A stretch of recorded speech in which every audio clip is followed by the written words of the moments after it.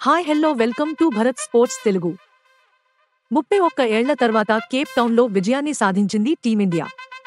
79 పరుగుల లక్ష్యంతో బరిలోకి దిగిన టీమిండియా 3 వికెట్లు కోల్పోయి విక్టరీ కొట్టింది. సౌత్ ఆఫ్రికా గడ్డపై టీమిండియా అద్భుత విజయాన్ని నమోదు చేసింది. కేప్ టౌన్ వేదికగా జరిగిన రెండో టెస్టు మ్యాచ్లో టీమిండియా 7 వికెట్ల తేడాతో ఘన విజయం సాధించింది. 2 మ్యాచ్ల సిరీస్ను 1-1తో డ్రాగా ముగించింది.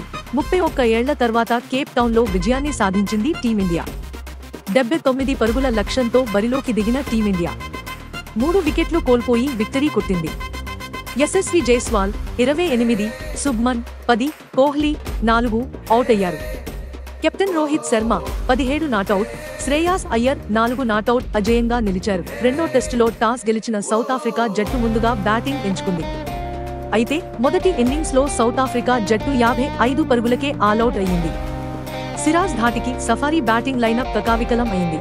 ఇక రెండో ఇన్నింగ్స్లో బుమ్రా ధాటికి సౌత్ ఆఫ్రికా 176 పరుగులకు కుప్పకూలింది. మార్క్రమ్ శతకం చేయడంతో ఆ మాత్రం స్కోర్ చేయగలిగింది. ఇక 79 పరుగుల లక్ష్యాన్ని టీమిండియా ముందుంచింది. భారత్ తొలి ఇన్నింగ్స్లో 153 పరుగులు చేయగా రెండో ఇన్నింగ్స్లో 3 వికెట్ల నష్టానికి 80 పరుగులు చేసింది. ఈ విక్టరీతో 2 మ్యాచ్ల సిరీస్ను 1-1 వరకు తేడాతో సమం చేసింది. సఫారీ గడ్డపై టెస్ట్ సిరీస్ గెలవకపోయినా 2-0, 1-0లో ధోనీ తర్వాత సిరీస్ను సమం చేసిన రెండో కెప్టెన్గా రోహిత్ శర్మ నిలిచాడు. 1.5 రోజుల్లోనే మ్యాచ్ ముగియడం విశేషం.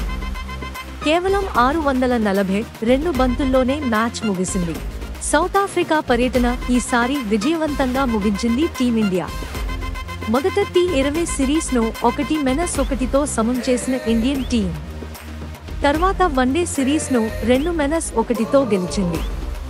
ఇప్పుడు టెస్ట్ సిరీస్ను 1-1తో డ్రా చేసుకుంది. ఇలాంటి స్పోర్ట్స్ అప్డేట్స్ కోసం like, share, subscribe to Bharat sports Telugu.